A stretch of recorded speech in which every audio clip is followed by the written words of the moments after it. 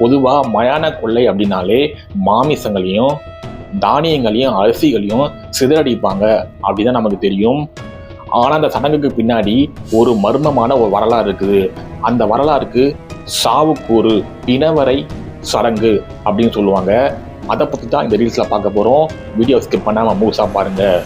ரொம்ப பழங்காலத்தில் அங்காள பரமேஸ்வரிங்கிற அம்மன் பார்த்தீங்கன்னா நியூடிட்டியாக ஆடைகள் இல்லாமல் ஆடிக்கிட்டு இருக்கும்போது அவங்களுடைய பசிங்கெடுத்து ரொம்பவே அடக்க முடியாத அளவுக்கு ரொம்ப அகோரமாக இருக்கும். அந்த நேரத்தில் மயானத்தில் ஒரு நாளைக்கு முன்னாடி புதைக்கப்பட்ட ஒரு பிணத்தை தோண்டி எடுத்து அந்த பிணத்துக்கிட்ட இருந்து மண்டை ஓடு அல்லது அந்த பிணத்தோடைய உடல் சதையை கொண்டு வந்து அம்மன் சிலையோட பீடத்தில் அந்த அம்மன் சிலை முன்னாடி வைப்பாங்க. இது சில கிராமங்களில் சில ஊர்களில் மறைமுகமான ஒரு நம்பிக்கையா இருக்கு.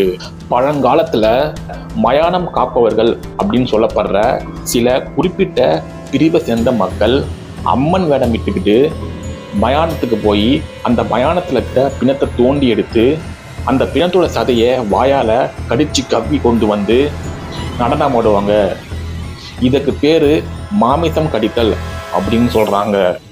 ஆனா இந்த காலத்துல இது பார்க்கறதுக்கு ரொம்ப வியடா கொடூரமா இருக்குங்கிறதுக்காக இந்த அம்மன் வேஷம் விட்டு ஆடுற சில பிரிவினர்கள் மனித ரத்தத்துக்கு பதில் கோழி ரத்தத்தை குடிச்சிட்டு ஒரு பொம்மையை மனிதர்கள் போல சித்தரிச்சு அந்த பொம்மையோட வயிற்றுக்குள்ள ஆட்டுக்குடலை வச்சு அதை மனிதனோட குடலை கடிச்சு இழுக்கிற மாதிரி இந்த சடங்கை அவங்க செய்யறாங்க.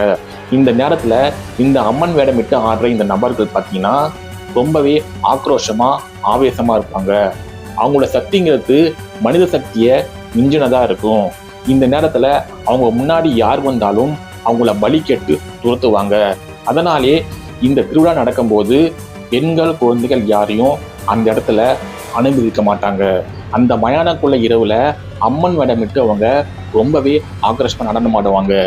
மரணத்தின் வாசனையும் சுடுகாட்டின் சாம்பலும் கலந்த இந்த ஆட்டம்ங்கிறது மனிதனுக்கும் பேய்க்கும் இடையான அந்த மெல்லிய கோட்டை உடைக்கக்கூடிய ஒரு பயங்கரமான ஆட்டம்.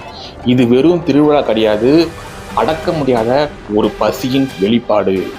இந்த வீடியோ பிடிச்சிருந்தா லைக் பண்ணிக்கங்க. மேலும் இது போல மர்மமான பல ஆன்மீக தகவல்களை தெரிஞ்சுக்கிறதுக்கு நம்ம சேனல் சப்ஸ்கிரைப் பண்ணிக்கங்க.